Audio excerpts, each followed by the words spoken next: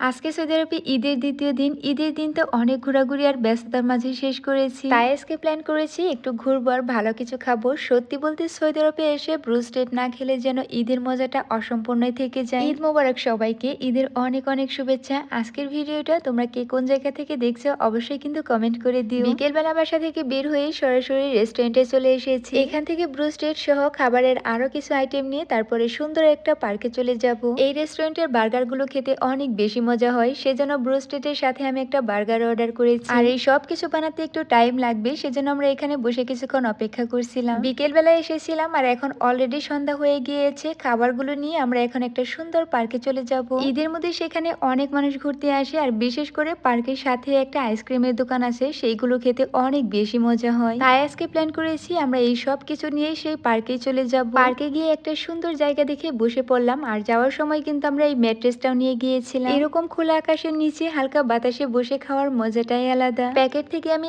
এক এক করে সবগুলা খাবারই বের করে নিলাম। আর এই হচ্ছে সেই ব্রোস্টেড, এগুলো খেতেও কিন্তু অনেক বেশি মজা হয়। আমরা যেহেতু মানুষ দুইজন আর সাথে আরো কয়েকটা খাবার অর্ডার করেছিলাম, সেজন্য একটা পার্সেলই অর্ডার করেছি। এখানে কিন্তু অনেক গোলাই চিকেন দিয়েছে, সাথে ফ্রেঞ্চ ফ্রাইও দিয়েছিল। আমার কাছে বার্গার খেতে অনেক বেশি ভালো লাগে, আর এই রেস্টুরেন্টের বার্গার গুলো খুবই মজা ছিল। আজকে ঈদের দ্বিতীয় দিন, সেজন্য পার্কে সন্ধ্যাবেলাতে অনেক বেশি মানুষ হয়েছিল। আর সৌদি আরবে রাতের বেলাতেই সবচেয়ে বেশি মানুষ হয়। খোলা আকাশের নিচে বসে এরকম মজার মজার খাবার খেতে আমার কাছে খুবই ভালো লাগছিল। তোমরা এবার ঈদের দ্বিতীয় দিনটা কিভাবে কাটালে অবশ্যই কিন্তু আমাকে জানিও। আজকে আমাদের সাথে একটা স্পেশাল গেস্ট আছে, সে খুবই ভালো। আমাদের সাথে খাবার খাওয়ার পরও সে আমাদের সাথে চুপচাপ বসেছিল। খাওয়া শেষ করার পর একটু হাঁটাহাঁটি করলাম, কিছু সময় পার্কে কাটালাম। এরপরে হাঁটতে হাঁটতে চলে এসেছি সেই আইসক্রিমের দোকানে। এখানে শুধুমাত্র আইসক্রিম না, আরো অনেক কিছুই পাওয়া যায়। ছোট্ট একটা গাড়ির মতো, আর দোকানটা দেখতেও কিন্তু অনেক বেশি সুন্দর ছিল। অনেক সুন্দর করে ডেকোরেশন করে সাজানো ছিল, আর এটা খেতে একদম আলাদা ফ্লেভারের। এর আগে আমি কখনোই ট্রাই করিনি। এভাবে আজকে সৌদি আরবে